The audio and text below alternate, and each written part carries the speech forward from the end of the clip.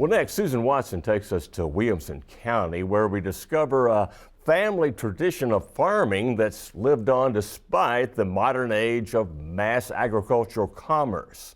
In fact, this is a success story about the Hatcher family and their extended family of dairy cows.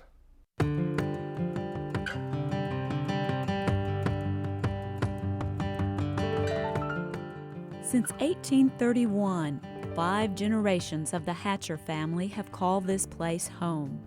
As those before them, the current generations of Hatchers farm the land, milk the cows, and take their stewardship of this land very seriously. 70 and 80-hour work weeks are not uncommon for Jim Hatcher, who manages the family farm.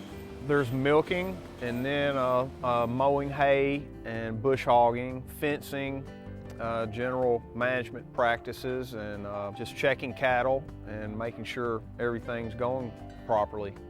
Young Charles Hatcher heads off to MTSU in the mornings, where he studies agribusiness, and then comes home to feed and milk cows. It's kind of in my blood, and I really enjoy the country and the farm side. I don't know if I could have a job in the city. Right here, it's peaceful and enjoyable working environment. In the veterinary clinic located on the farm, Charlie Hatcher cared for the community's farm animals and family pets for years. His daughter Jennifer seemed destined to follow in his footsteps. My dad entered in vet school in the early 80s, and I was 2 years old at the time, and my mom had 3 jobs to put my dad through vet school. So because of that, child care wasn't always available for me, so I would go to vet school with my dad. What influenced me is the passion for animals that I have, and I have a love for the farming community as well, growing up on a dairy farm, and I really wanted to help the community in that sort of way. I really enjoy it, working with your family, and we're kind of a close-knit family anyway, but it's been really nice and very enjoyable. This is Tree, this is Doc, and I'm Squealy. The gently rolling hills, cows grazing peacefully in the pasture create a bucolic scene. But it's becoming increasingly difficult for dairy farmers to make a living.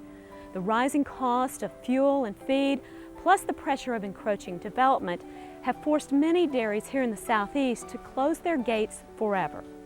Well, faced with these same problems, the Hatcher family decided to put their heads together and their hands to work to try a new approach to keep their family dairy in business. We knew we couldn't continue the way we were going, and as hard as we were working, my brother and I decided we had to do something else or either get out of business. And so we decided we'll try something a little bit different, something a little bit novel, and try to process our own milk and put it into a jug and sell it direct to other people. The Hatchers partnered with MTSU to process the milk and added a small store next to the vet clinic. Milk with the new Hatcher Family Dairy label was an instant hit. Our customers tell us that it tastes fresher, it tastes creamier, richer. It almost has a raw taste, but it's been pasteurized.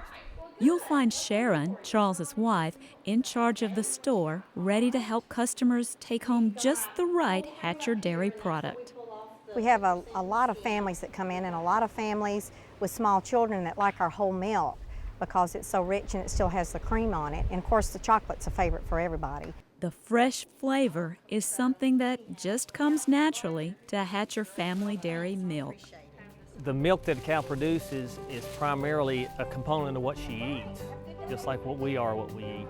And if a majority of their ration is lush pasture, then that has the highest nutritional value of omega-3s, omega-6, the correct ratios, the flavonoids and the antioxidants. That's where you get your best nutritional advantage. The fact that we pasture year-round, we rotate them between different paddocks, is a plus. Charlie believes their business model is a process that's beneficial to farmer, cattle, and consumer. There's a trend toward this local concept, and there's a lot of focus now on food miles. It doesn't make sense to load our milk up and haul it to Atlanta, process in Atlanta, and ship it back in here. Why not do most of it local if you can and buy local? That's the whole concept. Support the local farmers, support the local small businesses. That's what we want to try to do. About 55 adult cows, mostly Holsteins, a few Jerseys, and one brown Swiss, work faithfully to produce Hatcher milk. Brownie, namesake of the chocolate milk, recently passed away. But just prior to her death, she gave the Hatchers a precious gift of beautiful twin heifer calves. As they grow strong on the fresh air, green grass, and good care that exist in abundance here, Brownie's twins are a happy reminder of the continuity of life and a hopeful look toward the future. That's a primary stimulus behind doing this is we want to pass it down. We want to keep it in the family. It's truly a blessing to be able to go to work and work with your family and do what you love to do on a daily basis, and I absolutely have that here.